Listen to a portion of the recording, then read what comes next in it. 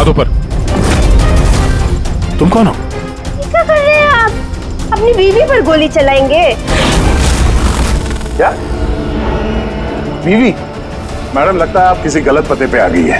ये मेरा घर है, आप घर के अंदर कैसे घुसी? नाम क्या आपका? रजनी कुमारी, मिसेज रजनी दया कुमारी। 3 महीने पहले आप ही हमसे ब्याह किए थे वंतूर में। अभी भाग गए, वहाँ से रफू चक्कर हो गए। वंतूर में? तो कहाँ हम झूठ बोलेंगे? हम जैसी शरीफ अच्छे परिवार की लड़की ऐसे किसी पराये मर्द को अपना पति बोलेगी का? क्या कह रहे हैं आप? आप ही ने तो हमको पता दिया था और अपने फोन नंबर भी दिए थे। मैंने दिया था।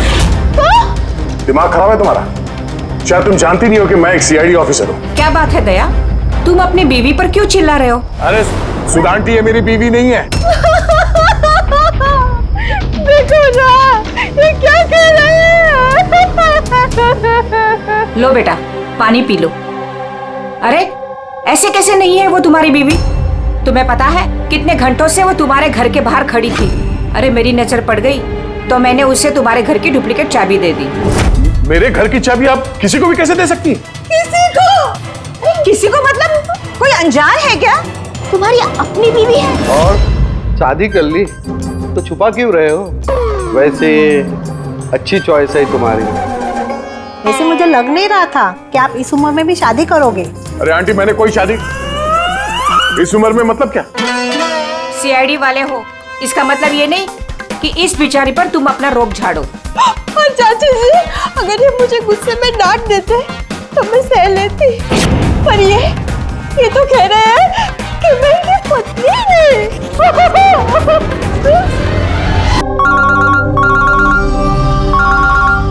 आदे चल, मैं एक अजीब सिचुएशन में फंसा हूं सर, आपसे मिलना चाहता हूं।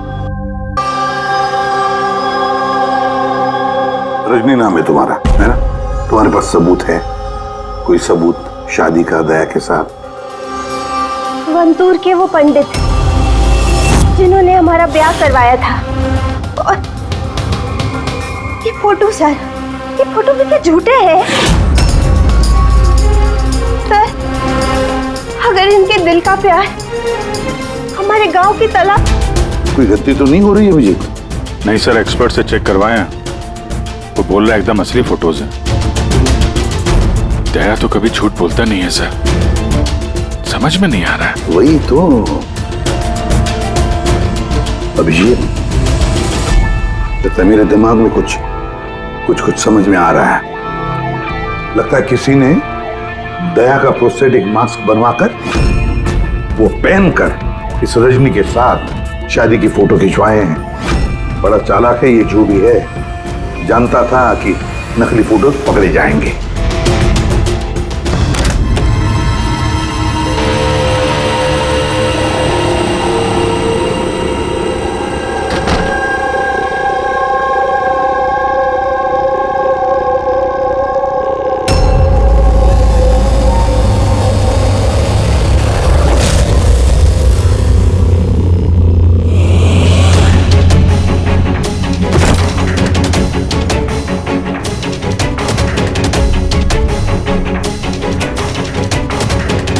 खुल से आज बात करनी पड़ेगी, चाहे कुछ भी हो, बकुल से बात करनी ही पड़ेगी।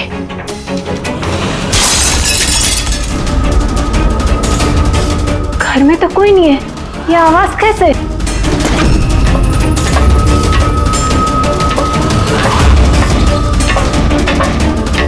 कीर्ति, बकुल, मैं कुछ बोलता क्यों नहीं है? कीर्ति, भैया,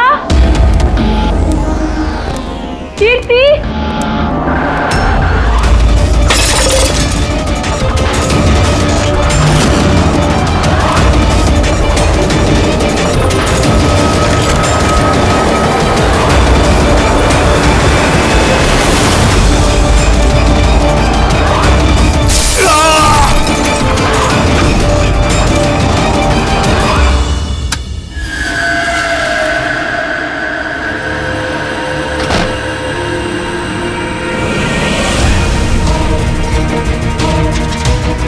भैया का सूटकेस। भैया बैंगलोर नहीं गए क्या?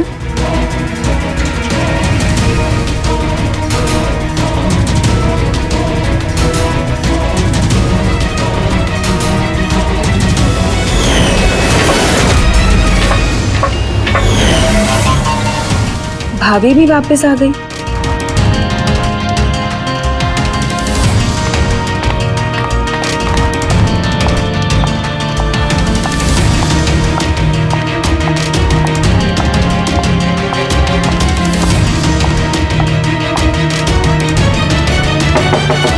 भैया, बकुल भैया, भैया आप बैंगलोर नहीं गए क्या? भाभी,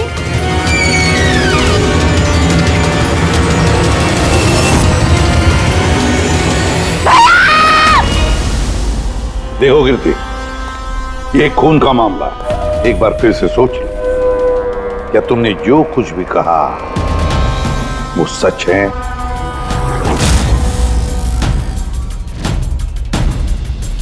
सर,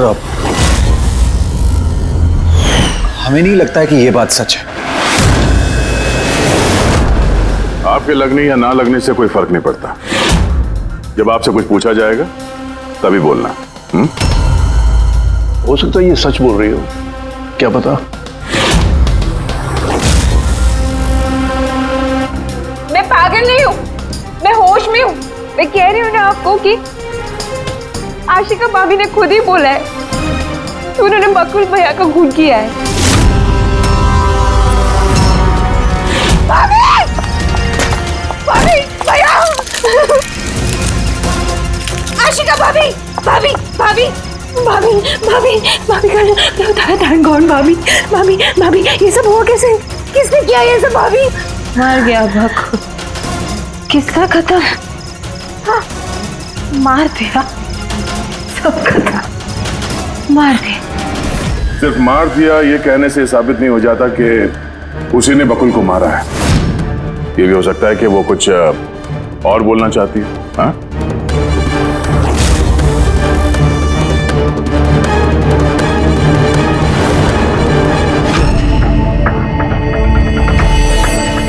एक बात बताओ, जब बकुल का खून हुआ उस वक्त तुम सब लोग कहां पर थे? कहां थे तुम लोग? मैं और नितिन तो एक दोस्त की शादी में खंडाला गए थे। कीर्ति का कॉल आया और हम भागे चले आए। मेरी बिजनेस मीटिंग थी होटल क्रिट्स में, वहाँ एक क्लाइंट के साथ डिनर था। जैसे ही नितिन का फोन आया तो मैं यहाँ पर चला आया। और आप कीर्ति, आप कहाँ थी? मैं बाहर गई हुई थी। कीर्ति बाहर गई थी, चाचा जी क्लाइंट के साथ मीटिंग में थे और आप दोनों खंडाला गए थे। उस वक्त बकुल और आशिका घर में अकेली थी, है ना? बकुल भैया भी बैंगलोर जाने वाले थे। उनकी 11 बजे की फ्लाइट थी और आशिका भाभी तो पार्टी में गई थी। आप सब घर में नहीं थे तो फिर बैंगलोर जाने वाला बकुल वापस क्यों आया घर पे? और ये आशिका वो पार्टी से वापस क्यों आई? तो वो आप जाकर आशिका भाभी से पूछिए ना कि वो इतनी जल्दी वापस क्यों आ गई। वो तो घर पे ये बोलकर गई थी ना कि वो सुबह वापस आएंगी। वो तो हम पूछेंगे उससे। फिलहाल आप बताइए, आप कहाँ गई थी बाहर? मेरी मदर बैंड्रा रहती है। उनको अचानक फूड पॉइजनिंग हुआ था, मैं उनके पास ही गई थी और फिर वहीं से मैं आई। वाह, हर एक के पास एक्सप्लेनेशन है कि बकुल के खून के वक्त मैं यहां था, मैं वहां थी, मैं वहां गया था। सबके पास एक्सप्लेनेशन है। लेकिन आप सब लोग एक बात अच्छी तरह से याद रखना, हम सीआईडी वालों से सच ज्यादा देर तक छुपता नहीं, सामने आकर ही रहता है।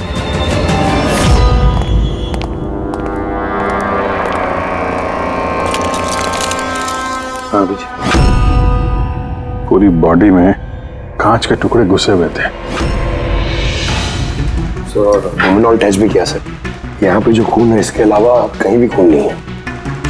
एक काम करो, घर की अच्छी तरह से तलाशी लो, देखो कोई ना कोई सबूत जरूर मिलेगा, है ना?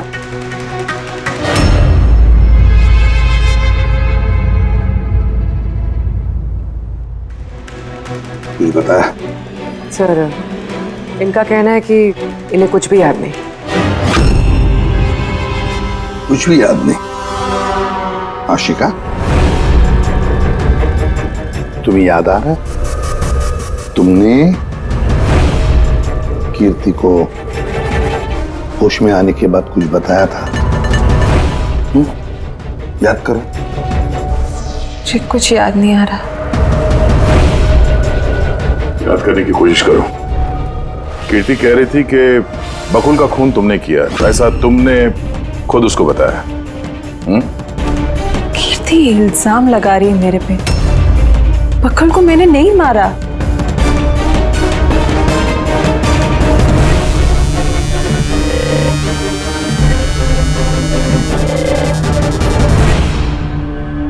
सर, कहीं ये याददाश्त जाने की एक्टिंग तो नहीं कर रही है? हो सकता है, क्योंकि बकुल यहाँ कमरे में खून से लथपथ पड़ा है और इसके सर पे थोड़ा सा निशान है, बस। बेहोश हुई कैसे? वही तो, इससे सच उगलवाना पड़ेगा। कैसे उगलवाएंगे सर?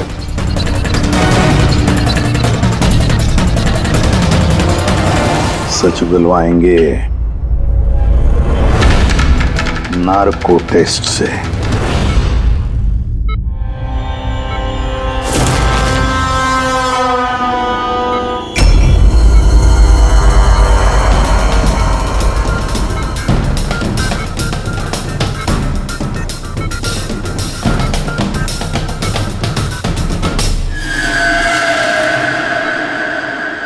अठारह अप्रैल की रात को जब आप पार्टी से घर लौटे तो क्या हुआ था? मैं घर में घुसी, बकुल चिल्ला रहा है। फिर क्या हुआ? फिर मैं रूम में गई देखने के लिए। क्या देखा आपने?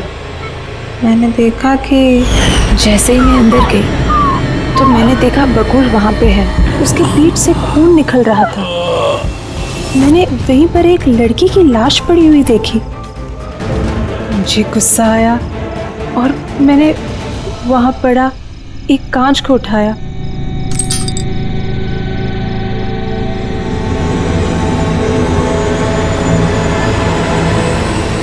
और बकुल को मार दिया।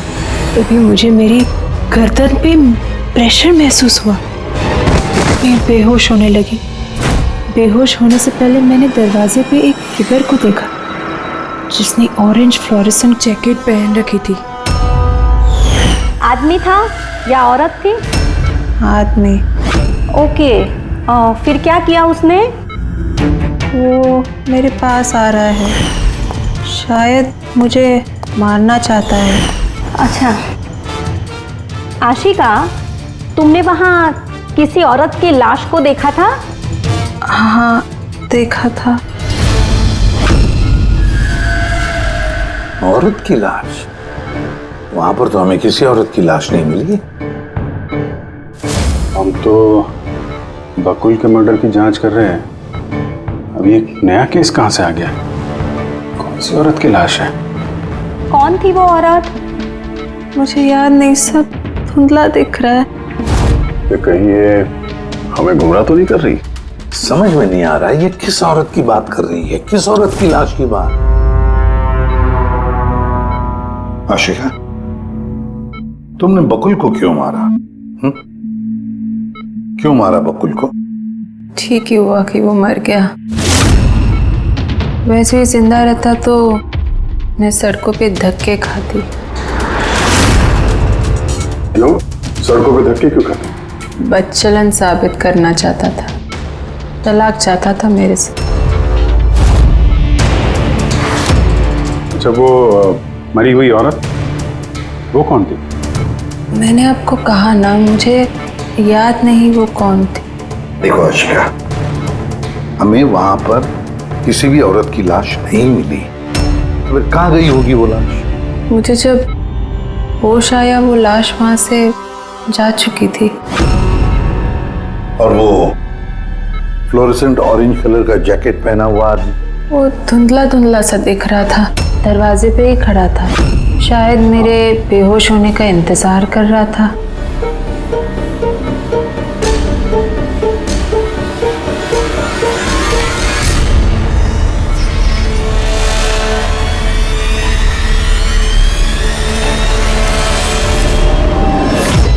अभी तो आशिका वही बोल रही है जो उसे अच्छा लगता है, मगर टेस्ट में उसने सब कुछ सच सच बोला है। Thank you sir. अगर इसने नार्को टेस्ट में सच बोला है तो हमें उस मरी हुई औरत के बारे में पता करना पड़ेगा। लगता है क्राइम सीन पर दोबारा जाना पड़ेगा। अच्छी तरह से फिर से चेक करते हैं, कोई ना कोई सबूत तो मिलेगा ही मिलेगा। सर ये मशीन कोई स्पेशल मशीन है? ये मशीन छोटे से छोटा सबूत ढूंढने में भी सक्षम है, जैसे कि माइक्रोब्स जो अक्सर धूल में मिल जाते हैं। और ये जो मशीन है ना, इस कमरे में छोटा से छोटा जो डस्ट पार्टिकल होगा ना, छोटे से छोटा, उससे उस जैकेट वाले आदमी का पता बता देगी जो इस कमरे में मौजूद था। बहुत बढ़िया।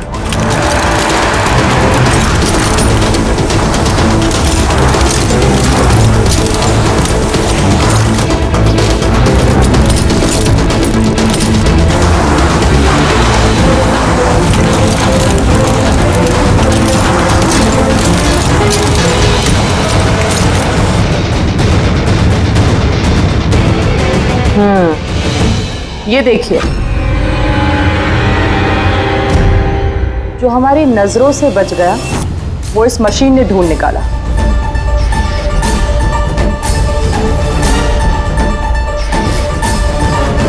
ये तो कोई नाखून लगता है। वो भी नेल पेंट लगा हुआ, डेफिनेटली कोई औरत का है।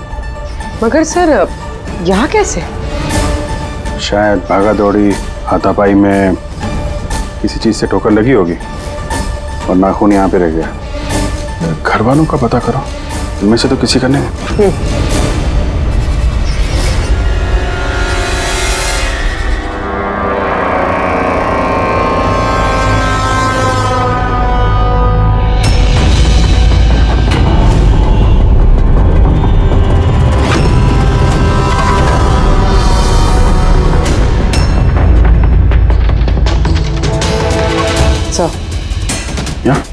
पर घर में तो किसी का भी नहीं है। शायद उस औरत का होगा जिसकी लाश आशिका ने देखी थी। लगता तो ऐसा ही है।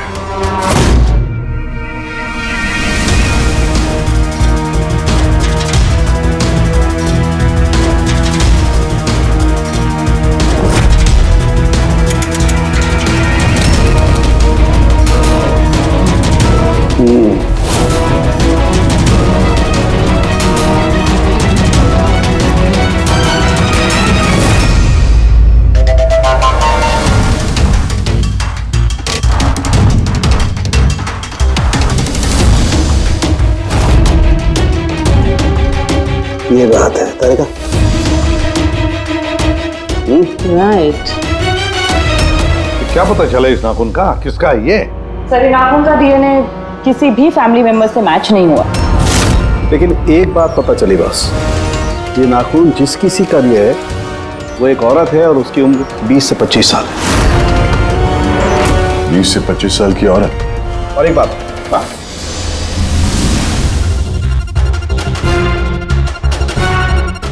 ये जो बारीक बारीक सफेद सफेद कण देख रहे हो ना, ये high percentage of high and है। नाखून में समझे तो ये औरत ड्रग एडिक्ट भी है? हाँ, घर परिवार की नहीं, बाहर की है। सर, कोई बाहर वाली वहां पे आई है तो किसी कार, ऑटो, टैक्सी वगैरह ही किया होगा। हाँ, पता लगाना पड़ेगा रिक्शा वालों से, टैक्सी वालों से कि क्या उनमें से किसी ने उसे घर पर छोड़ा है क्या। सर, वो आशिका बता रही थी कोई फ्लोरोसेंट ऑरेंज कलर की जैकेट पहने हुए आदमी था वहां पे। बेहोश होने से पहले मैंने दरवाजे पे एक फिगर को देखा जिसने ऑरेंज फ्लोरेसेंट जैकेट पहन रखी थी। कौन है, कहाँ से आया, कहाँ गायब हो गया, उसके बारे में भी पता लगाना पड़ेगा। और सर जितने ड्रग पेडलर्स हैं उनसे भी पता करना पड़ेगा कि कितनी औरतें ये हाई एंड लेती हैं। अभिजीत, एक काम करो, रिक्शा वालों से, टैक्सी वालों से पता लगाओ क्या किसी ने इस औरत को घर पर छोड़ा था क्या, और मिसिंग पर्सन रिपोर्ट भी चेक करो। और दया, शहर में जितने भी ड्रग पेडलर्स हैं ना, सबसे जाकर पूछताछ करो, देखो क्या वो किसी ऐसी औरत को जानते हैं जो हाई क्वालिटी इस्तेमाल करती है। और हम जाकर उन घर वालों से मिलते हैं, देखते हैं क्या कर रहे थे, कहाँ गए थे इस हादसे के वक्त।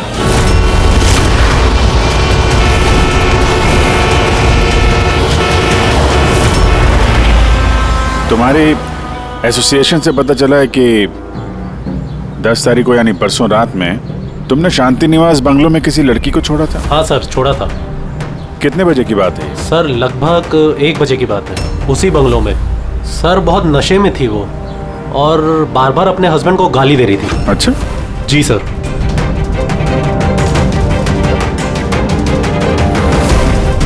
ये लड़की थी वो? हाँ सर, यही थी वो। वहाँ बंगलों के आसपास कुछ गड़बड़ लगी क्या? नहीं सर, गड़बड़ तो कुछ नहीं लगी, सब कुछ नॉर्मली था। और एक कार खड़ी थी, एक बाइक और सर एक गार्बेज वैन भी था। Garbage van? जी sir. Sir sir sir sir sir sir मैं भी एक लड़की को परसों शांति निवास बंगलों के बाजू में छोड़ा था। कितने बजे? सर यही कोई 12:30 बजे के आसपास। और तुमने 1 बजे छोड़ा था? जी सर। ये लड़की थी वो? नहीं नहीं सर, ये लड़की नहीं थी। तो इसको तुमने 1 बजे छोड़ा और 12:30 बजे जिस लड़की को छोड़ा था उसको दोबारा देखोगे तो पहचान जाओगे? एकदम सर, बरोबर पहचान लेगा। गुड। सुनो, तुम लोगों से जो भी सवाल पूछा जाएगा उसका सही सही जवाब चाहिए। जरा सा भी झूठ बोला ना तो बड़ी मुसीबत खड़ी हो जाएगी, समझे? सर झूठ बोल के जान आफत में नहीं डालनी है हमें। तो फिर बताओ, जिस दिन बकुल का खून हुआ उस दिन क्या चेतन तुम्हारे होटल में था? जी सर, वो होटल में थे और उन्होंने सारा समय क्लाइंट के साथ बिताया। उन्होंने क्लाइंट के साथ डिनर भी किया। अच्छा, तो ठीक है, क्लाइंट के सारे डिटेल्स चाहिए हमें और उस दिन का सीसीटीवी फुटेज भी। शीना, कीर्ति की माँ को फूड पॉइजनिंग क्यों हुई? खाने में क्या मिलाया था? मैंने तो कुछ भी नहीं मिलाया था। आंटी जी तो बाहर गई हुई थी। जब वो वापस लौट के आई उनकी तबीयत खराब थी। सर नितिन और सिया दोनों सारा दिन शादी में ही थे। पूछे भी नहीं बता रहे। रट्टा मार के आए हो क्या? नहीं मैम, जो सच्चाई है वही बता रहा हूँ। 11 बजे फंक्शन बंद करा दिया था हमने। उसके बाद में नितिन और सिया वो लोग कहाँ गए? फिर वो दोनों अपने रूम में चले गए सर।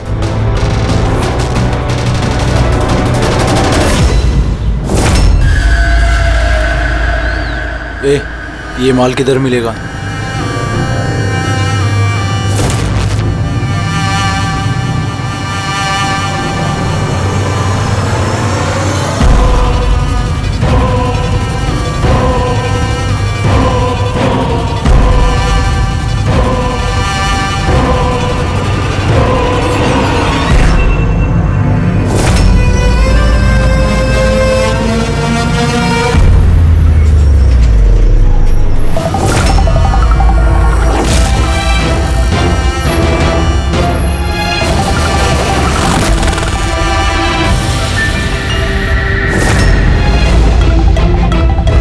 माल चाहिए। मिलेगा। कितना चाहिए और पेमेंट कैसे करेगा? पेमेंट माल इस्तेमाल करने के बाद। माल इस्तेमाल करने के बाद? भागने के बारे में ना सोचना भी मत। मेरे पास हर एक क्लाइंट की ना कुंडली है, कुंडली, और उस कुंडली में लिखा है कि मेरा क्लाइंट ओवरडोज से मरेगा या मेरी बंदूक की गोली खा के। मगर तेरी कुंडली में लिखा है जेल जाना। उन सब औरतों के फोन नंबर चाहिए हमें जिन्हें तुम ड्रग सप्लाई करते हो। जल्दी लाओ।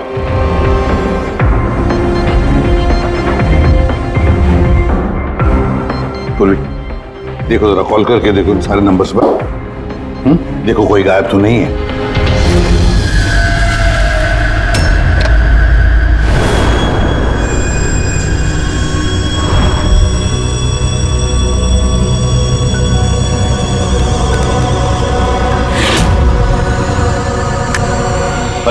हाँ जी, मैं सोनारिका से बात कर सकती हूँ? देखिए मैम, सोनारिका जो है 2 दिन से यहाँ काम पर नहीं आ रही है। क्या? और जिसकी वजह से हम लोग भी परेशान हैं। 2 दिन से? ठीक है, thank you. Sir, sir diary में जो फोटोज थी उनमें से ये वाली लड़की गायब है। इसका नाम सोनारिका है और ये एक बार में काम करती है। 2 दिनों से गायब है। ये सोनारिका, ये तुम्हारी क्लाइंट है? हाँ सर। इसी लड़की को छोड़ा था तुमने?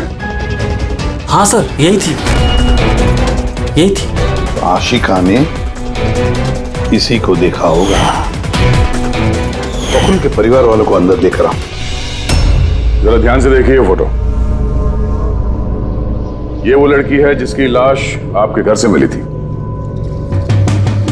आप लोग जानते हैं सर? हाँ? नहीं सर।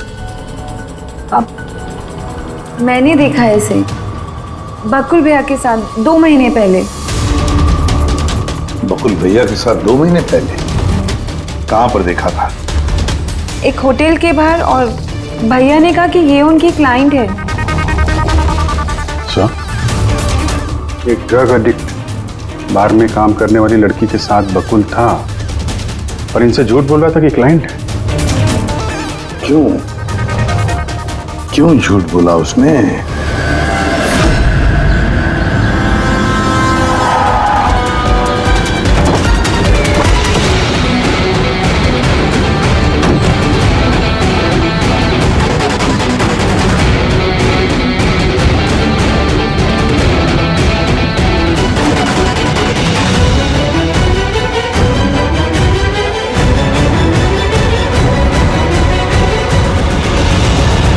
ये सोनारिका यहीं पे काम करती थी ना? जी हाँ, यहीं काम करती है। आप लोग कौन? सीआईडी। सोनारिका का खून हो गया। क्या? इसीलिए वो 2 रात से यहाँ काम पर नहीं आ रही है। हाँ, मगर हमें उसकी लाश नहीं मिली है। और के साथ साथ ये बकुल नाम का आदमी है, इसका भी खून हुआ। हम ये जानना चाहते हैं कि सोनारिका का इस बकुल के साथ क्या संबंध है? संबंध के बारे में तो नहीं पता, लेकिन हाँ, ये आदमी कभी कभी हमारे बारे में सोनारिका को लेने आता था। फिलहाल आपको इसके बारे में ज्यादा जानकारी तेजी ही दे सकती है साहब। ये तेजी कौन है? सर, ये है तेजी। तेजी, सोनारिका तुम्हारी दोस्त थी। ये बताओ कि इस आदमी के साथ सोनारिका का क्या संबंध है? सर, सोनारिका का बकुल के साथ अफेयर चल रहा था। बकुल उसके सारे रईसों वाले खर्चे उठाता था, पर उसको हमेशा बकुल से कुछ ना कुछ शिकायतें रहती थी। कैसी शिकायत रहती थी? वो कहती थी कि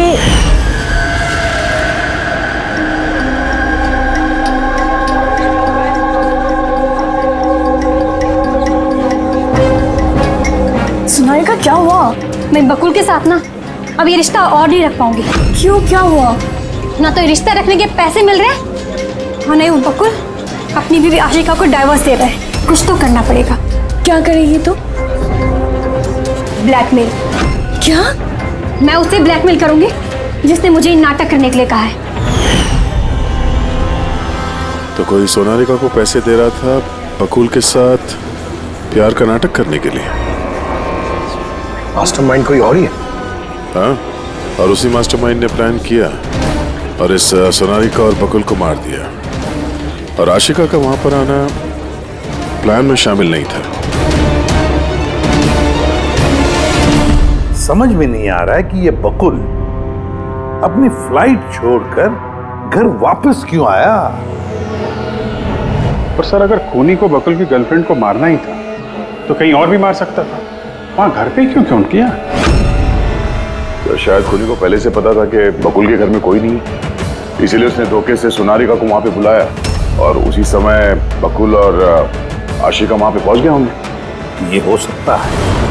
तो सर, लाश को घर से बाहर कहाँ लेके गए होंगे और कैसे? क्योंकि बकुल के घर की सारी गाड़ियां तो पहले से बाहर थी। खूनी अगर चाहता है तो क्या लाश के टुकड़े करके वो सूटकेस में भी ले जा सकता है, या फिर लाश के टुकड़े करके वो प्लास्टिक के थैलियों में भी डाल सकता है। कचरे की थैलियां हैं प्लास्टिक की। हाँ सर। एक कार खड़ी थी, एक बाइक, सर एक गार्बेज वैन भी था। क्या? रात के 1 बजे? रात के 1 बजे बंगले के बाहर एक कचरे की गाड़ी खड़ी थी? इसका मतलब है सर ये खून प्लांट था। ये खूनी गार्बेज वैन लेके आया था लाश को ठिकाने लगाने के लिए। और सर ये फ्लोरेसेंट ऑरेंज कपड़े गार्बेज वैन वाले तो पहनते हैं। सर, चेतन जिस कंपनी के बिजनेस डिनर पे गया था, ऐसी कोई कंपनी रजिस्टर्ड ही नहीं। मेरी बिजनेस मीटिंग थी होटल किड्स में। और कीर्ति की माँ ने बाहर कुछ भी नहीं खाया। मेरी मदर बांद्रा रहती है, उनको अचानक फूड पॉइजनिंग हुआ था, मैं उनके पास ही गई थी। फिर भी उसे फूड पॉइजनिंग हो गई। ठीक है, ये भी पता लगाना चाहिए कि जिस रात बकुल और सोनारिका का खून हुआ, उस रात खंडाला से कोई टैक्सी या प्राइवेट गाड़ी आई थी क्या बंगले पर? अपनी माँ की बीमारी के बारे में सच सच बताओ। उनकी मेड शीना का कहना है कि उनकी जो भी हालत थी घर के खाने की वजह से नहीं हुई। हाँ, ये सच है। उन्होंने घर का खाना नहीं खाया था, बल्कि वो तो ये बता रही थी कि वो ड्राइवर के साथ बाहर गई थी और कार में उन्होंने कुछ दवाई खाई थी। दवाई खाई? हाँ, हमारे ड्राइवर अमन का भी यही कहना है। तुम्हारा ड्राइवर अमन का? सर, उन सभी ड्राइवरों को साथ में लेके आया हूँ जो गार्बेज वैन चलाते थे। हमें एक गार्बेज वैन के बारे में पता चला है जो आधी रात को सड़क के बीचों बीच खड़ी थी, जिसमें लाश डाल के ले जाया गया। वैन का पता चल गया? सर्विलेंस कैमरे में वो वैन साफ साफ दिख रही है हमें। क्यों?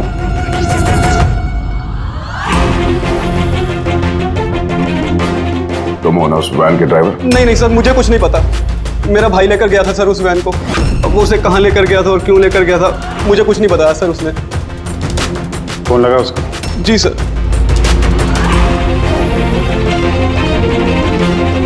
हेलो अमन, कहाँ है तू?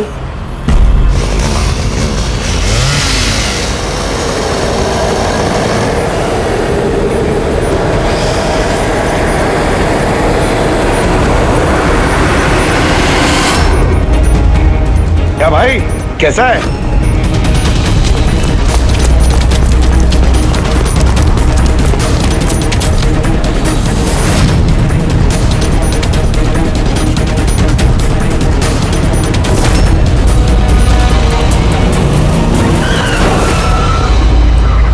सर, मैं सब सच बता रहा हूँ। मैंने तो जो कुछ किया उस फोन कॉल की वजह से किया था जो बकुल सर के बंगले से आया था। किसने फोन किया था बकुल के बंगले से? मैंने उसे कभी देखा नहीं है, सिर्फ उसकी आवाज सुनी थी। औरत ही आदमी? सर, कभी कभी तो औरत की आवाज में फोन आता था और कभी आदमी की आवाज में। सर, ये जो कोई भी है ना, ये बकुल के घर वाला ही। हाँ, मगर तूने ये सब किया क्यों? कोई फोन पे कुछ भी बोल देगा तू कर देगा? हाँ? सर, मुझे लालच दिया गया था सर कि मेरे 5 लाख के कर्जे को चुका दिया जाएगा अगर मैंने उनकी बात मानी तो। सर, मैं लालच में आ गया था, मगर मैंने कोई खून नहीं किया सर। मैंने तो सिर्फ लाश को ठिकाने लगाया था सर। लाश कहाँ?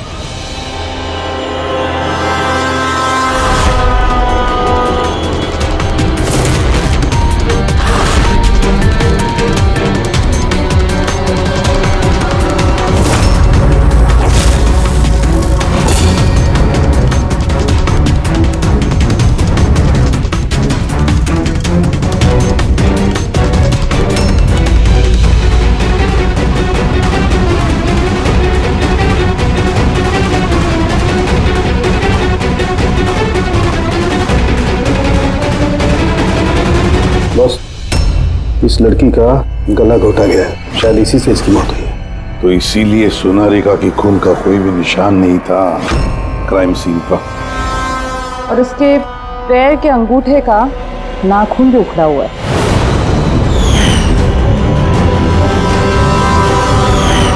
और सर ये क्या है, ये पीला पीला पार्टिकल? यही तो इस केस की सबसे अहम कड़ी है। चलिए खड़े हो जाइए सर, उठिए। और कितनी पूछताछ करेंगे आप लोग? सब कुछ तो बता दिया हमने। इस बार कोई पूछताछ नहीं होगी, आप सभी का नार्को टेस्ट होगा।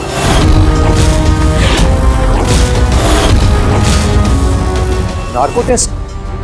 क्यों पर? क्योंकि आप में से कोई है जो सच नहीं बोल रहा। आपके पास कोर्ट की परमिशन है इस नार्को टेस्ट के लिए? जी हाँ, परमिशन के बिना हम कुछ नहीं करते।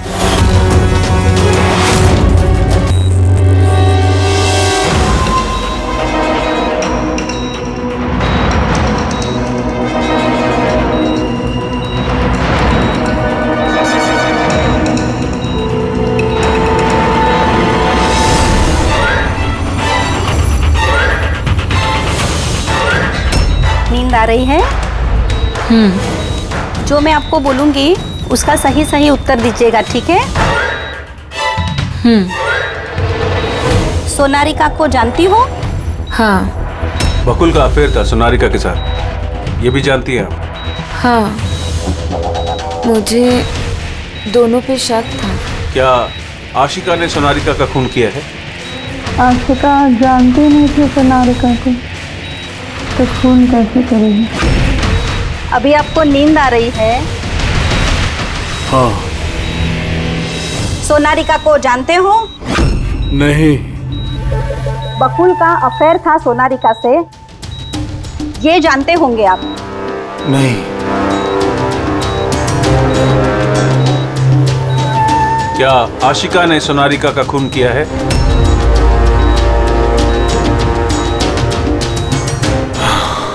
आशिका सोनारिका को जानती थी। आशिका ने ही बकुल और सोनारिका का खून किया है। उसी ने यह खून की साजिश रची थी। आशिका की हरकतें कुछ दिनों से काफी अजीब थी। ये बात मैंने बकुल को बताई थी। क्या हुआ सर? हुआ कुछ नहीं नितिन, सिर्फ इतना बताना था कि ट्रुथ सीरम के असर से इंसान सिर्फ उतना ही बताता है जितना उसे पूछा जाता है, ज्यादा कुछ नहीं बताता। अब बात यह है कि इंसान का दिमाग अपना मेमोरी शेयर करता है पर ओपिनियन नहीं देता, जैसे तुमने अभी दिया। अब सारी असलियत फटाफट बता दे, वरना असली वाला सीरम देना पड़ेगा तुझे। असली ट्रूथ सीरम मतलब ये कि हमने जो सीरम दिया था वो ट्रुथ सीरम नहीं था, ग्लूकोज का इंजेक्शन था। व्हाट? शक तो हमें तुम पे पहले से ही था, लेकिन सारी सच्चाई तुम्हारे मुंह से सुनना चाहते थे।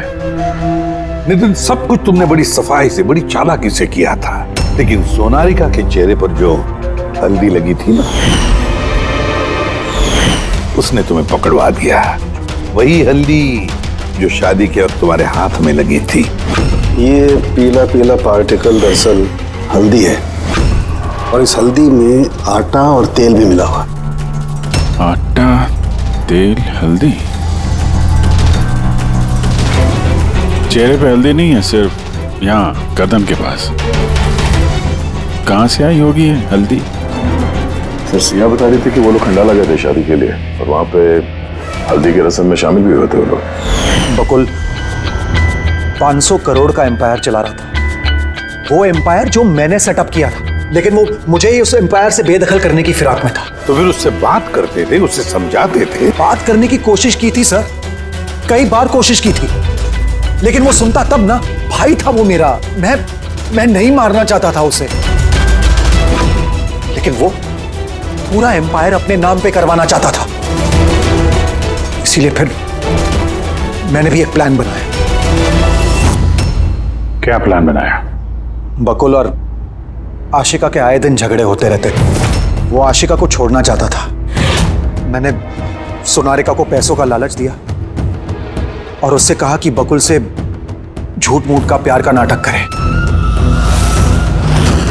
और एक दिन आगे जाके उससे शादी भी करे।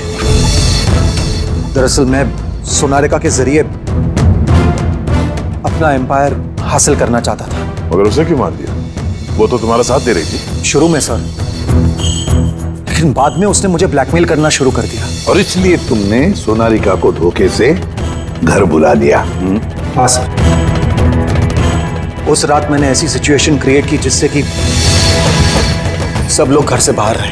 मैं भी सिया के साथ खंडाला चला गया और जैसे ही सिया ने दवाई ली और सो गई, मैं फौरन टैक्सी पकड़कर यहां आ गया और अमन को बुला लिया। सोनारिका के घर पहुंचते ही, देखो सोनारिका, मेरी बात समझने की कोशिश करो। अगर बीच रास्ते में तुमने मेरा साथ छोड़ दिया तो मेरा पूरा प्लान चौपट हो जाएगा। हो जाए प्लान चौपट, मुझे कोई फर्क नहीं पड़ता। और वैसे भी मुझे उस बकुल में कोई इंटरेस्ट नहीं है, और ना ही मैं उससे प्यार करती हूँ और ना ही मैं उससे शादी करना चाहती हूँ।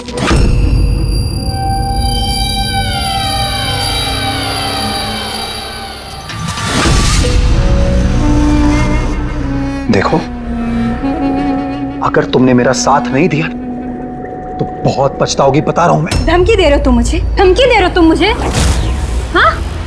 ऐसा ही समझ लो।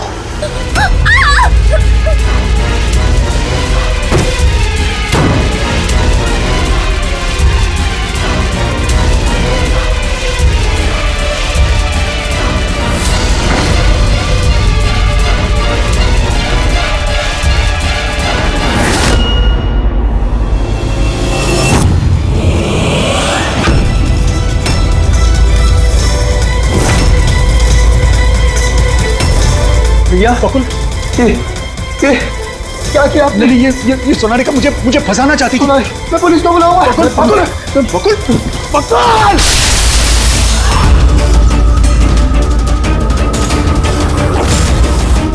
बकुल!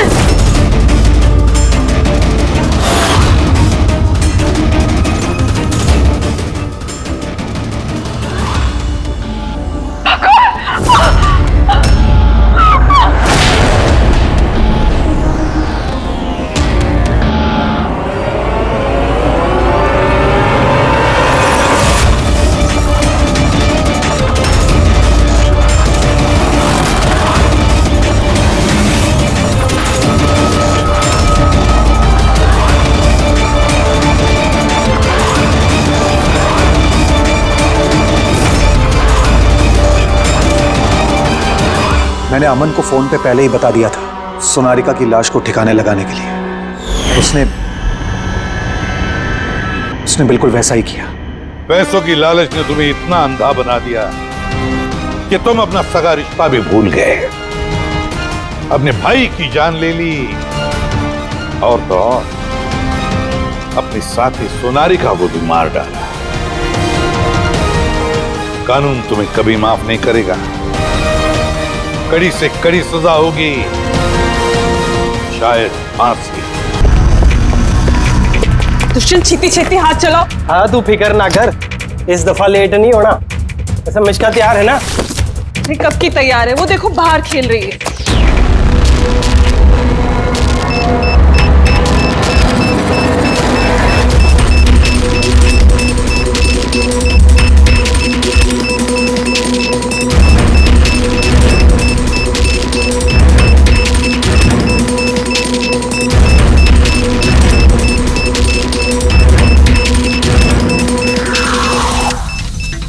वाकई में इस बार का धमाका ऐसा होगा जिसकी गूंज सदियों तक याद रखी जाएगी।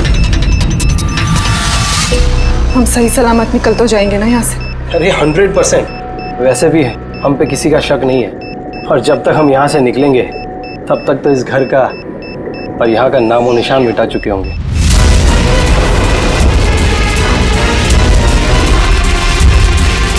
और सोनिया, देख मेरे हाथ की कारीगरी। तो कह सकता है कि ये नकली पासपोर्ट है। तुम्हें तो बस ये नकली पासपोर्ट बनाना है, असली धमाका तो मैं करने वाली हूँ।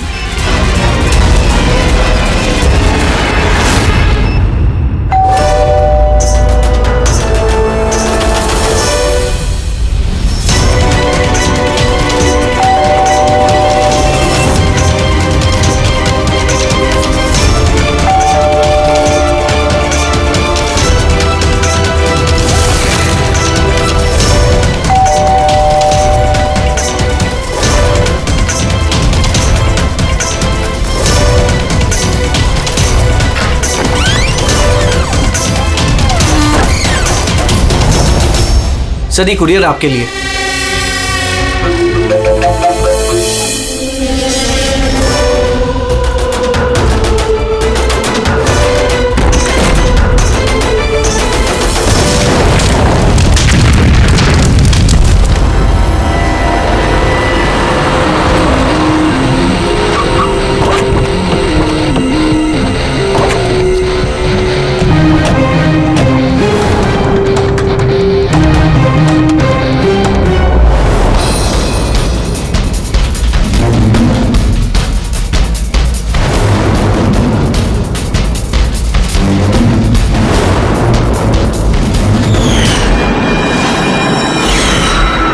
मैं एजेंट वानी, इंटेलिजेंस डिपार्टमेंट से। मैंने ही आपको फोन किया था। थैंक गॉड आप लोग आ गए सब। मेरे पास ज्यादा टाइम नहीं है।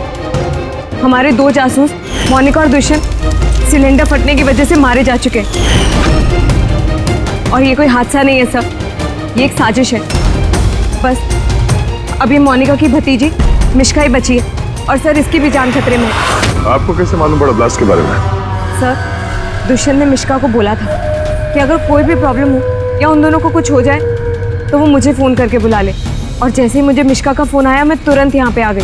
बच्ची को तुम अपने इंटेलिजेंस डिपार्टमेंट में क्यों नहीं रख लिया? और तुम्हारा ये ऑपरेशन, उसका हेड कौन है? सब हमारे हेड खुद लापता है। पता नहीं वो जिंदा है भी कि नहीं। जरूर हमारे ही विंग में कोई गद्दार है जिसकी वजह से ऑपरेशन फेल हो गया। कहीं वो गद्दार तुम ही तो नहीं? अरे यहाँ पे बोली बोलने का नाटक कर रही हो। सर अगर मैं गद्दार होती तो आपको फोन करके यहाँ क्यों बुलाती? हो सकता है वो अभी भी मुझ पे नजर रखे हुए। सर अब मुझे जाना होगा। कहीं नहीं जाओगी तुम जब तक हमें ये नहीं बता दी कि ये तुम्हारा ऑपरेशन है क्या। टेररिस्टों को फंड करने वाली ऑर्गेनाइजेशन के खिलाफ ही ऑपरेशन था। और मुझे लगता है शायद दुष्यंत और मोनिका को पता चल गया था कि असली क्रिमिनल कौन है। और इससे पहले कि वो मुझे कुछ बताते वो दोनों मारे गए। सर ये मोनिका और दुष्यंत है। ठीक है, बच्ची को हमारे पास छोड़ दो। लेकिन अगर हमें तुमसे कांटेक्ट करना हो तो कैसे करेंगे?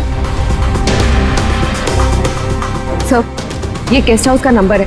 आपको जब मुझसे बात करनी हो आप बस इतना बोल दीजिएगा कि बसंती से बात करा दीजिए, वो मुझे ही फोन देंगे। ठीक है।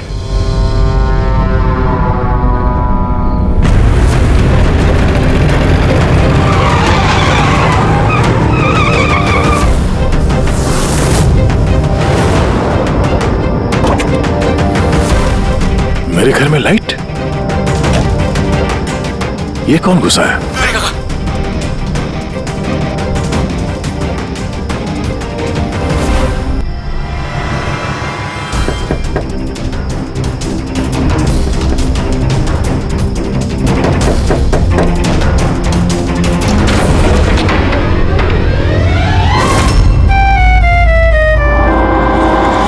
हाथ ऊपर। तुम कौन हो? क्या कर रहे हैं आप? अपनी बीवी पर गोली चलाएंगे? क्या बीवी? मैडम लगता है आप किसी गलत पते पे आ गई है। ये मेरा घर है, आप घर के अंदर कैसे घुसी? नाम क्या आपका? रजनी कुमारी, मिसेज रजनी दया कुमारी। 3 महीने पहले आप ही हमसे ब्याह किए थे वंतूर में। अभी भाग गए, वहां से रफू चक्कर हो गए। वंतूर में? तो कहा हम झूठ बोलेंगे? हम जैसी शरीफ अच्छे परिवार की लड़की ऐसे किसी पराये मर्द को अपना पति बोलेगी का कह रहे हैं आप? आप ही ने तो हमको पता दिया था और अपने फोन नंबर भी दिए थे। मैंने दिया था। तो दिमाग खराब है तुम्हारा? शायद तुम जानती नहीं हो कि मैं एक सीआईडी ऑफिसर हूँ। क्या बात है दया, तुम अपनी बीवी पर क्यों चिल्ला रहे हो? अरे सुधांटी ये मेरी बीवी नहीं है।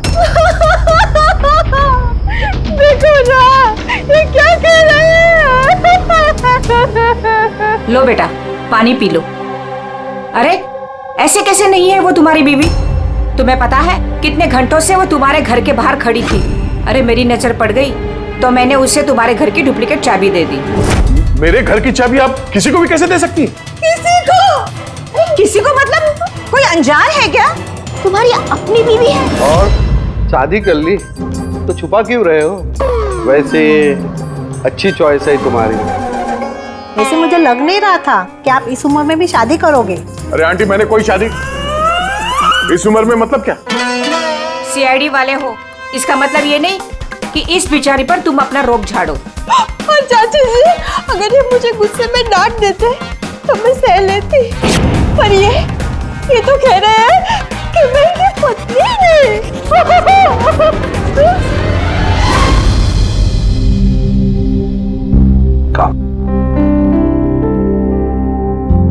शाबाश, गुड गर्ल। बेटा तुम खाओ, हाँ मैं तोड़ लेता हूँ। हाँ दे। चल, मैं एक अजीब सिचुएशन में फंसा हूं सर, आपसे मिलना चाहता हूं।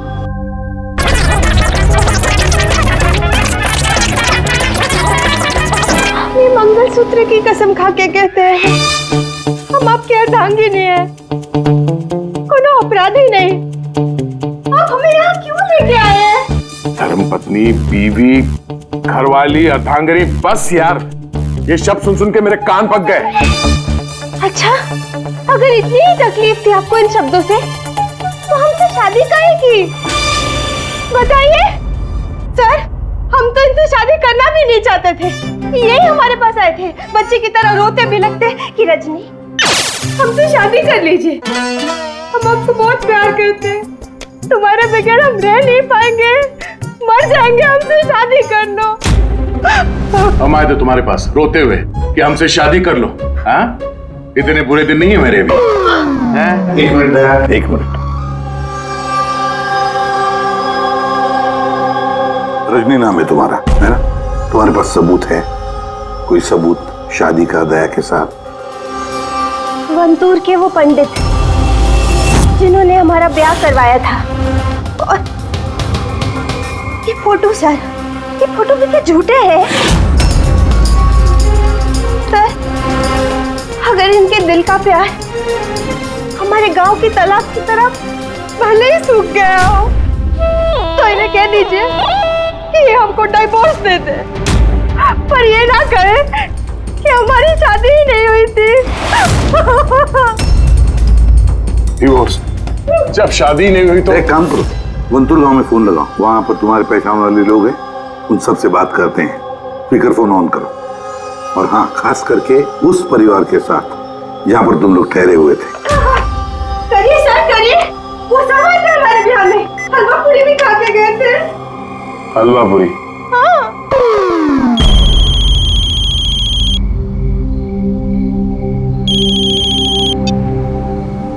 हेलो, कमला ताई, अब मैं दया बोल रहा हूँ, मुंबई से, पहचाना? दया? क्या बेटा, पहचानूंगी कैसे नहीं? और आज मेरी याद कैसे आई? रजनी ठीक से घर पहुंची कि नहीं? उसे तेरा घर ढूंढने में कोई दिक्कत तो नहीं हुई? कमला ताई, मकान तो मिल गया, पर हमारे पते हमें नहीं मिले। अरे ये कैसे है? ये हमको भूल गए हैं, ये हमको जानते नहीं है, हमसे कोनो शादी वादी नहीं किए। क्या हो गया दया बेटा? रजनी से कोई गलती तो नहीं हो गई? शिरडे बोल रहे हैं दया। बंद करो।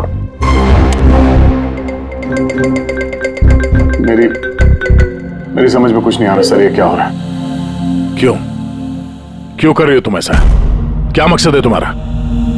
बोलो, क्या मकसद है तुम्हारा? सर आपके दोस्त आए। तुम लोग यहाँ कैसे? कैसा आए? अरे अब फोन करने ही वाला था तुम दोनों को। आते कैसे नहीं दोस्त? रजनी भाभी ने फोन किया था, इसलिए तुरंत आ गया। मगर हुआ क्या? भाभी आप रो क्यों रहे हो? और प्योरो में क्यों हैं? अरे सच बता, क्या किया तूने भाभी के साथ? क्यों रो रही है भाभी? अरे कैसी भाभी, किसकी भाभी? तुम दोनों का दिमाग खराब है क्या? हम लोग वंतूर गए थे 5 दिन के लिए, वहां पे ट्रैकिंग की हमने, शिरदे भाव के घर में ठहरे थे, उसके बाद वापस आ गए, बस। और क्या? अरे हम झूठ नहीं बोल रहे हैं यार, तेरी शादी हो गई, मेरे पास फोटोज भी है तेरी।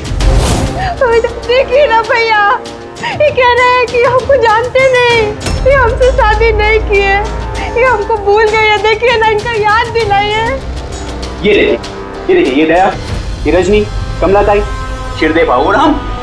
अरे यार, ये सब झूठी फोटोज बनाना कोई बड़ी बात नहीं है, आजकल कोई भी कर सकता है कंप्यूटर पे। हाँ, तो कंप्यूटर से ही शादी खेल लेते ना, हमारी जिंदगी क्यों बर्बाद किया? बताइए, हम ना आपको कोर्ट लेके जाएंगे। देखिए, हम पढ़े लिखे हैं, हमको कमजोर ना समझिएगा। सर जवाब दीजिए। सर जवाब दीजिए, क्या ये बात सच है कि सीनियर इंस्पेक्टर दया अपनी वाइफ के ऊपर अत्याचार कर रहा कमाल है, आप लोग बिना सच जाने कुछ भी बोले जा रहे हैं मेरे बारे में। आप लोगों को क्या लगता है, आप लोग सीआईडी में हैं तो क्या अपनी ताकत का गलत फायदा उठाएंगे? देखिए, हम सीआईडी वाले ना किसी पर अन्याय करते हैं, ना मासूम पर अन्याय होने देते हैं, समझे? ये मीडिया वाले कहाँ से आ गए यार? पता नहीं यार, लगता है पड़ोसी ने फोन किया होगा। नमस्ते। नमस्ते। मैं सामंत, समाज सेवक। मेरे होते हुए इस देश की नारी को कभी भी कुछ भी नहीं हो सकता। सर मैं हूँ दामिनी, महिलाओं के हक की लड़ाई के लिए मैं एक एनजीओ चलाती हूँ। इस बच्चे को हम उसका हक जरूर दिलवाएंगे सर। Yes sir.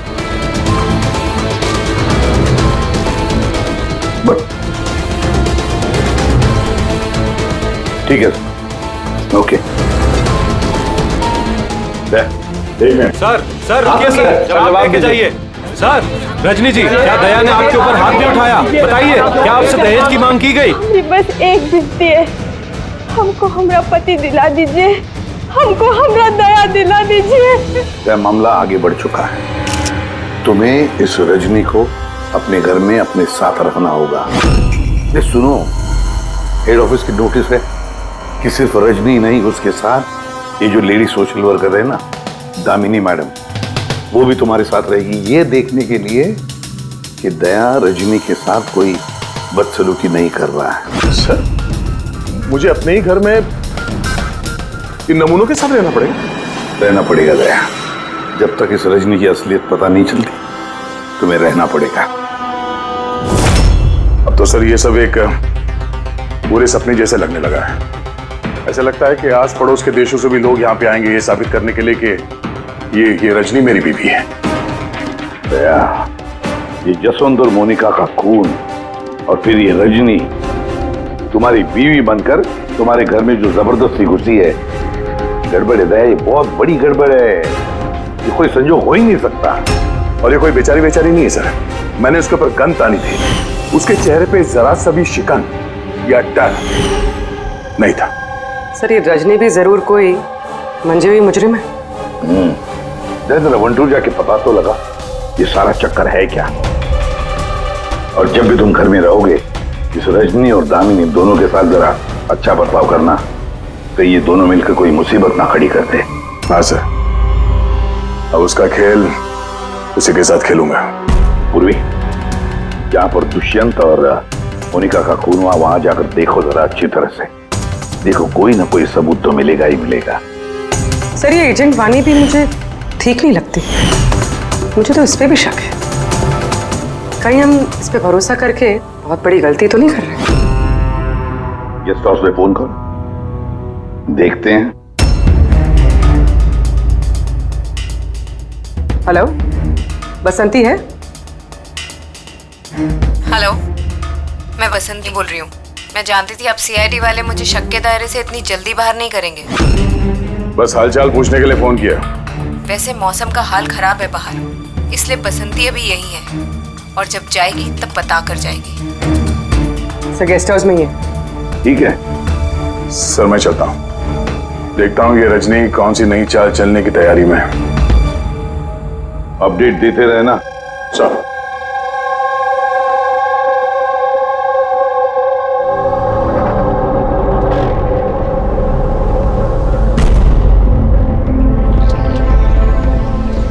अरे निष्का बेटा, तुम सोई नहीं हो अब तक? भूख लगी है? नहीं कुछ नहीं अंकल। नहीं नहीं नहीं, ऐसे ही कैसे, कुछ तो है ना? बताओ।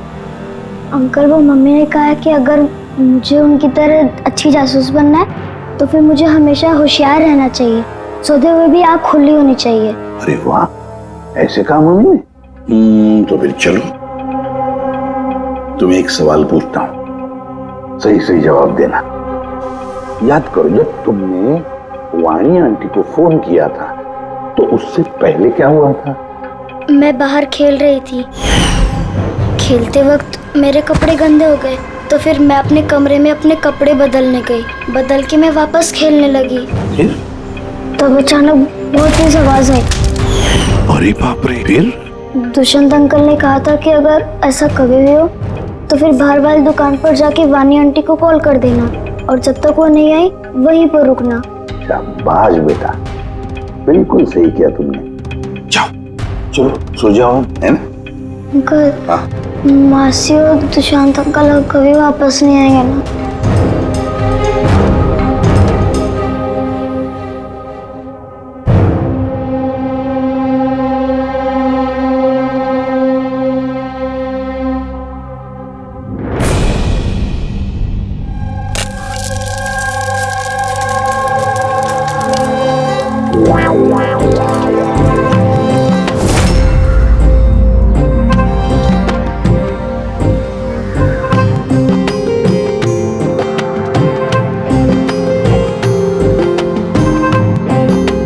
जी पति परमेश्वर,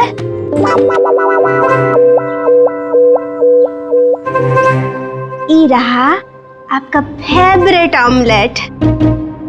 अरे वाह, आपको बड़ा ख्याल है मेरी पसंद का। जी आप कहे तो अपने हाथों से खिला दे का? नहीं, उसकी जरूरत नहीं है, मैं खुद ही अपने हाथ से खा लूंगा। अच्छा, तो हमें भी खिला दीजिए ना। बिल्कुल।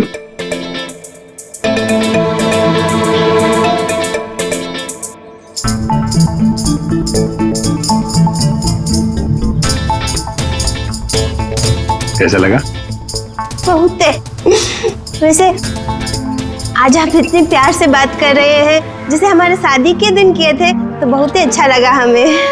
क्या मैं आपके घर अपना रेडियो सुन सकती हूँ? थोड़ा पुराना है, खटखट करता है, लेकिन मुझे बहुत पसंद है। हाँ, खटखट करता है आपकी तरह। क्या कहा? नहीं, आप रेडियो सुन सकती है बिंदास। वैसे मैं आज शहर से बाहर जा रहा हूँ एक केस के सिलसिले में, तो मैं कल ही लौटूंगा। वैसे भी दामिनी जी तो है। ठीक है, मैं चलूं? सुनिए ना। बोलिए ना। जल्दी आइएगा और हमको याद जरूर करना। हाँ, सिर्फ आप ही को याद करूंगा। अब मैं चलता हूँ। हाँ, मैं चलता हूँ नहीं बोलते, मैं आता हूँ। ऐसा बोलते हैं? जी ठीक है, मैं आता हूँ। हाँ,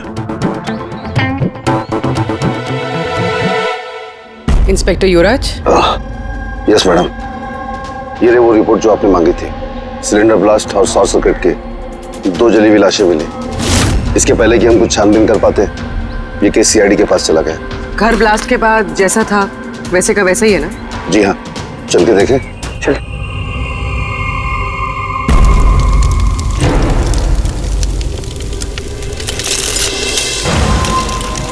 एजेंट वानी को कोई खास इंफॉर्मेशन देना चाहते थे मोनिका और दुष्यंत, मगर इससे पहले वो दे पाते उनकी मौत हो गई। शायद उस इंफॉर्मेशन से जुड़ा कोई सुराग मिल जाए यहाँ पर। देखते हैं।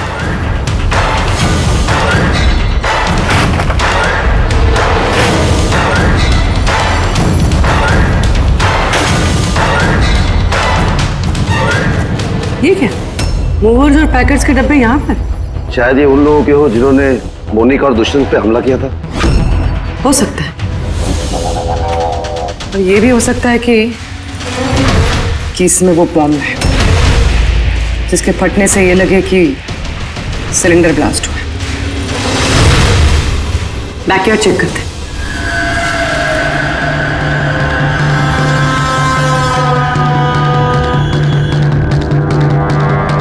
यहाँ तो कुछ खास नहीं दिख रहा है। एक मिनट।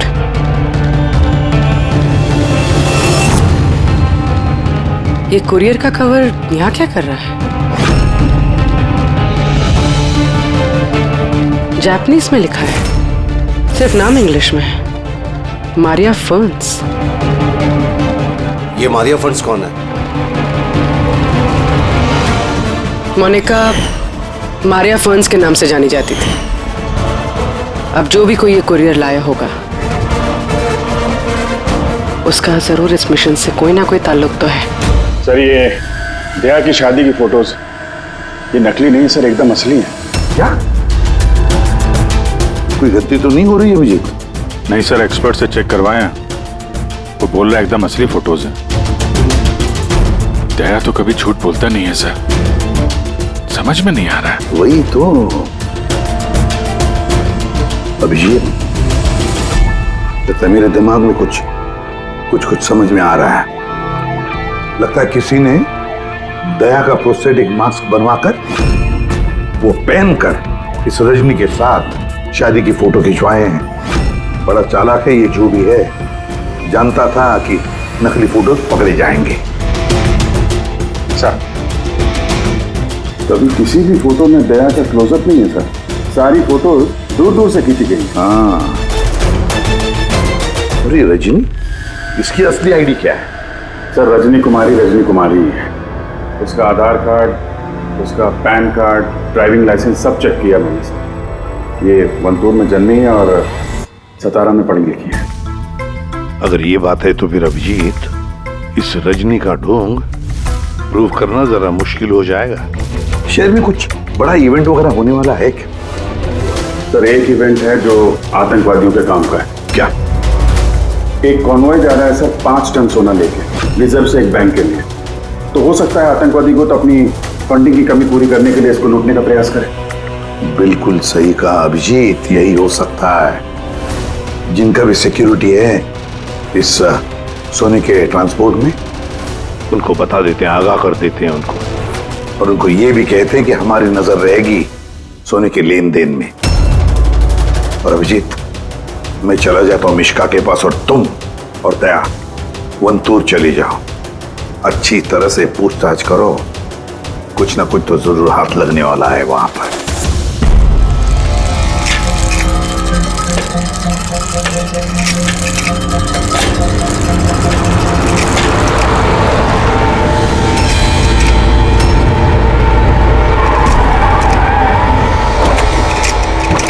तो ये है तुम्हारी ससुराल।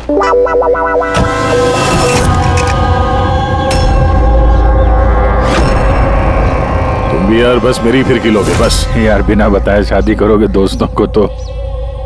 कमलताई नमस्ते। नमस्ते नमस्ते। कैसे आप? मैं ठीक हूँ। रजनी के साथ झगड़ा तो नहीं चल रहा है? आइए आइए दामाद जी बैठिए, क्या लेंगे? रजनी बिटिया ने कुछ बताया नहीं तो हम कुछ इंतजाम करते। नहीं कोई बात नहीं, ठीक है।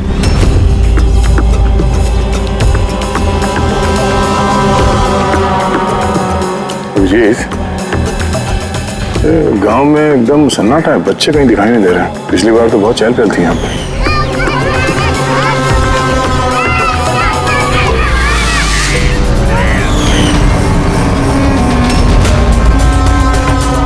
ये लोग कुछ गड़बड़ लग रहे हैं। ये तो वही रिपोर्टर है ना जो ब्यूरो में आया था।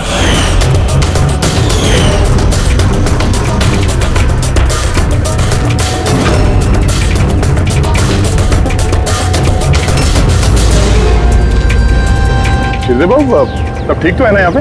हाँ, सब ठीक ही तो है। नहीं मतलब हम लोग ऐसे ही हाल चाल जानने आए थे तो। बैठिएगा नहीं? नहीं हम लोग चलते हैं, है ना? दोबारा आइए। हाँ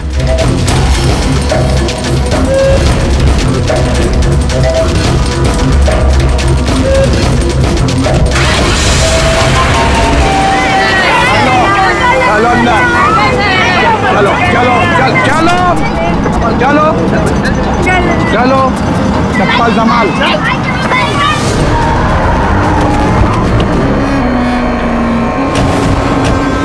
सुनो, एक काम करो, बच्चों को वापस छोड़ के आओ गाँव। सीआईडी जा चुकी है। क्या नहीं है, अभी तो आए हैं। बहुत बड़ी गलती की है।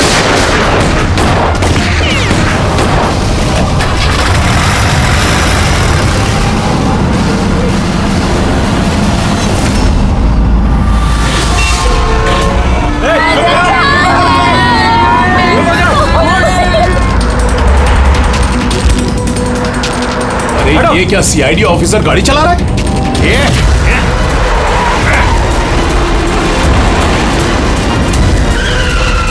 अरे एक और सीआईडी ऑफिसर हमारे पीछा कर रहा है, इसको गाड़ी रोकने मत देना।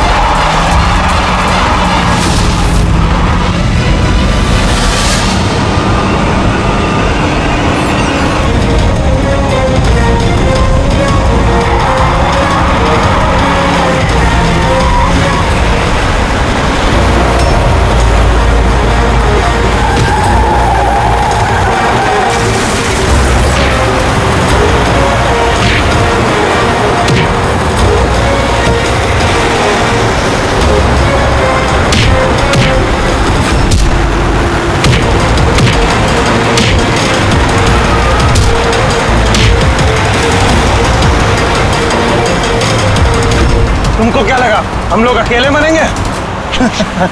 तुम सबको साथ लेके मरेंगे। बस रोको, जल्दी! सब बाहर निकलो, बच्चों बाहर निकलो जल्दी!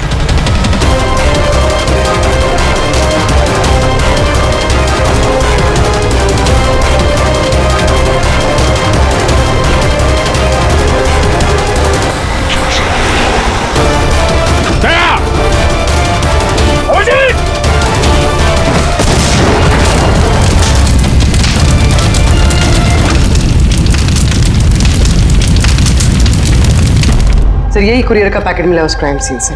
इसमें नाम और एड्रेस इंग्लिश में, तो ये जापानीज में कुछ लिखा है। क्या हो सकता है?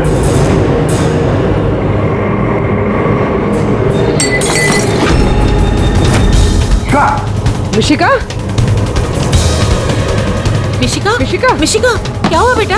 आंखें खोलो मिशिका। देखो देखो, अब बच्चे आ गए, बच्चे आ गए। ये भगवान, तूने हमारी सुन ली। आजा मेरे बच्चे। कैसी है तू? सिर्फ 5 टन सोने के लिए ये लोग सुसाइड बॉम्बर बने घूम रहे हैं और खुद को उड़ा भी लिया। देखते हैं क्रिमिनल डेटाबेस से क्या पता चलता है। इनकी इंफॉर्मेशन तो भेज दी है ना वहां पे। वो ना हो ये सब पुराने पापी ही होंगे। डॉक्टर साहब, अब मिशिका की तबीयत कैसी है? मिशिका के दूध में काफी मात्रा में नींद की दवाई थी। What? जी।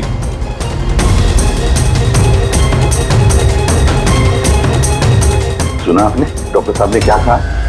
मिशिका की दूध में नींद की दवाई थी। नींद की दवाई कैसे गई दूध में? किसने मिलाई नींद की दवाई? यही काम करने के लिए रखा है तुम्हें? सर मैं इस बारे में कुछ नहीं जानती। मैंने ऐसा कुछ नहीं किया। जैसा दूध दूध वाला देकर गया था बस वैसा ही मैंने उसे पिलाया। तो शामू ने नींद की दवाई वाला दूध दिया मिशिका के लिए? तो शामू की तबीयत ठीक नहीं थी आज, इसलिए उसने किसी और दूध वाले को भेजा था। और ये आप मुझे अभी बता रही है? समझ में नहीं आ रहा।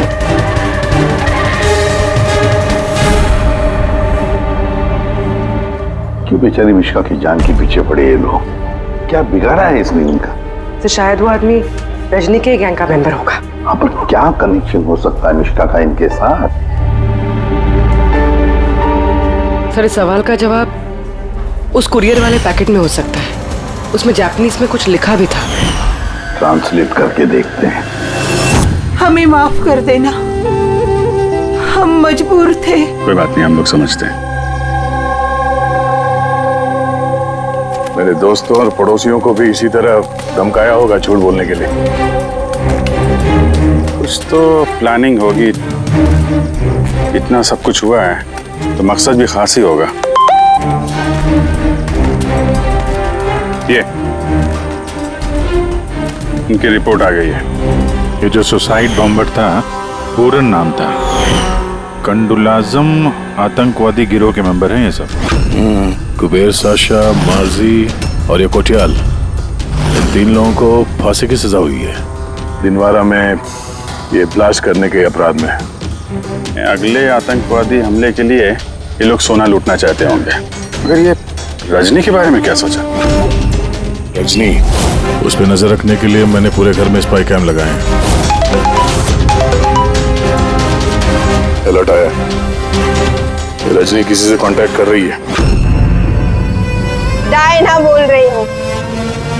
पूरा प्लान तैयार हो चुका है। सोना उसी वैन में मुराली रोड से दोपहर 1 और 2 के बीच में जाएगा। वैन उसी वक्त लूटनी है। और घबराओ मत, सीआईडी को कुछ पता नहीं चलेगा। वो तो यही साबित करने में लगे हैं कि मैं दया की बीवी नहीं, और उनकी एक हरकत की मुझे खबर है। उनके सीआईडी ब्यूरो में मैंने छोटा सा बग लगा दिया था। सर इसमें तो लिखा है कि इस कुरियर में एक लाल रंग की फ्रॉक भेजी गई, नेट वाली। सर अब इसका क्या कनेक्शन हो सकता है इस केस से? लाल फ्रॉक? पूर्वी, जब वानी मिशिका को हमारे पास लेकर आई थी तब मिशिका ने वैसी फ्रॉक पहनी थी, एक लाल रंग की फ्रॉक।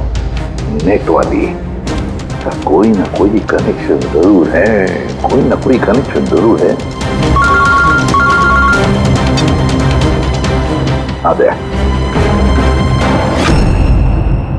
सर, ये रहा डकैती का पूरा प्लान जो दया सर के घर से मिला। सर अच्छा हुआ हमने उस रजनी को पहले नहीं पकड़ा, वरना वो आतंकवादी गैंग ये काम किसी और को सौंप देता। तो जब घर पहुंचे तो उसने वो ham radio, interceptor, spy camp सब तोड़ दिया था।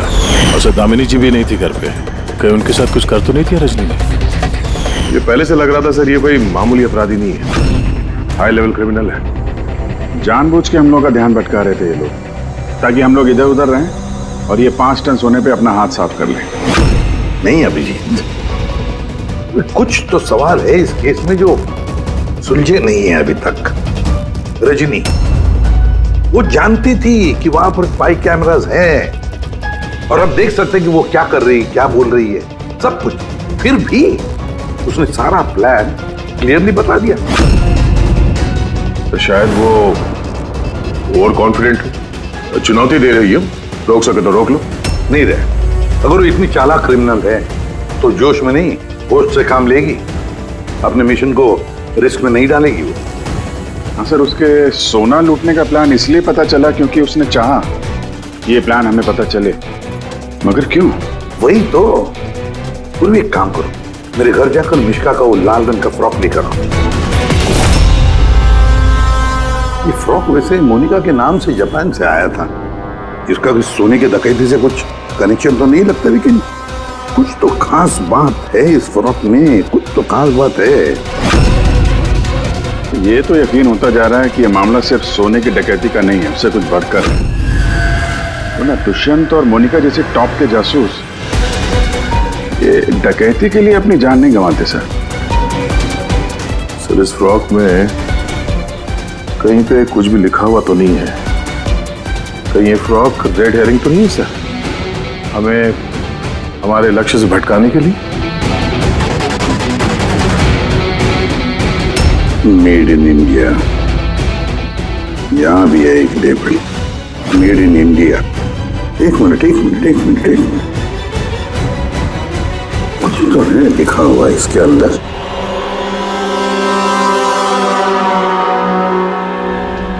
अंदर की तरफ जापानीज में लिखा है और बाहर मेड इन इंडिया।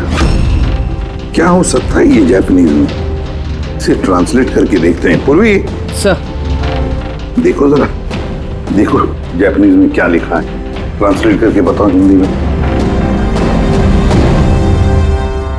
सर इसका translation. Oh my God,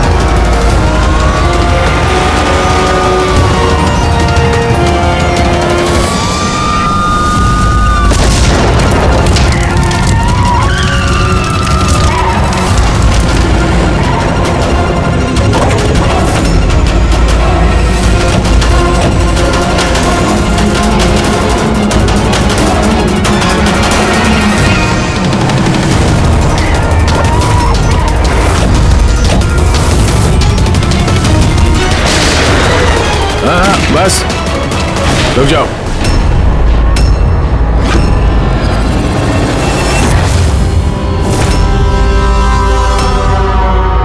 Monika, तुम? हाँ, एजेंट मोनिका।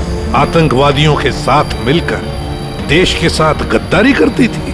क्या करूं एसीपी साहब, पर देखिए ना कितनी शर्म की बात है, मेरे गोल्ड चुराने वाले प्लान में आप लोग नहीं फंस सके। डायना, मुझे तुमसे इतने खराब काम की उम्मीद नहीं थी। तो क्या दुष्यंत भी? कौन? वो मेरा नकली पति? नहीं नहीं, वो असल में मर चुका है। ब्लास्ट से कुछ मिनट पहले ही मुझे एक कॉल आया और मैं घर से बाहर भाग गई। सबूत वगैरह मिटाने में हम लोगों को बहुत महारत हासिल है। टॉप की एजेंट हूँ। टॉप की एजेंट? गलतफहमी है तुम्हारी। मुजरिम चाहे एक आम आदमी हो या फिर टॉप की भी एजेंट हो, हमसे कभी नहीं छुप सकता, ना कभी छूट सकता है। मिश्का के लाल कलर के फ्रॉक से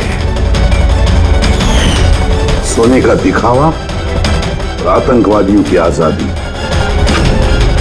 मतलब ये डकैती का प्लान ये सिर्फ दिखावा था? ये लोग आतंकवादियों को आजाद कराना चाहते हैं। और उस फ्रॉक के कारण मैं अपनी जान पे खेल के दया की नकली पत्नी होने का नाटक किया, ताकि मैं देख सकूं कि सीआईडी को मिश्का या वानी से कोई सुराग तो नहीं मिला। पर अफसोस, मैं उतनी कामयाब नहीं हो पाई, नहीं तो ये सब झंझट नहीं होता। झंझट की तो कोई बात अब भी नहीं है। हमें फांसी पे लटकाने चले थे, अब देखो यहाँ से निकलने के बाद मैं तुम लोगों के साथ क्या करता हूँ। करोगे तो तब जब यहाँ से सही सलामत निकलोगे। देवर जी, आप ना बहुत ज्यादा बोलते हैं। चलो वैन के अंदर चलो, चलो। और अगर नहीं चले तो जरा पलट कर देखो पीछे।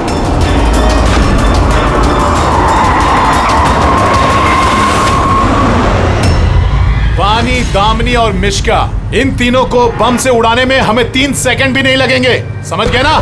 वैन में बैठ जाओ सब लोग, चलो जल्दी। अभिजीत, पूर्वी, दे।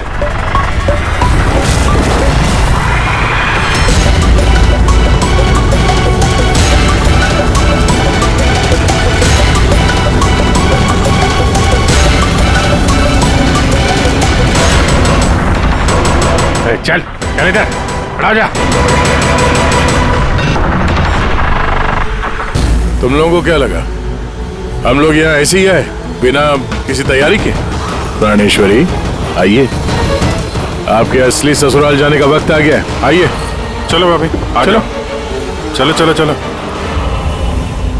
तुम ठीक हो बेटा? हाँ। हाँ, इन सबको तो पकड़ लिया, लेकिन असली खिलाड़ी तो अभी भी हमसे छुप कर बैठा है कहीं। उसको भी पकड़ लेंगे सर। अभी ये मिश्का का क्या करना है? सर, एक ऑर्फनेज में मैं कुछ लोगों को जानता हूँ। मिश्का के लिए मैं उनसे बात कर सकता हूँ। नहीं, मुझे अंकल के साथ रहना है। अच्छा चलो, कोई बात नहीं, हम तुम्हें हमारे साथ रखेंगे, ठीक है? चलो।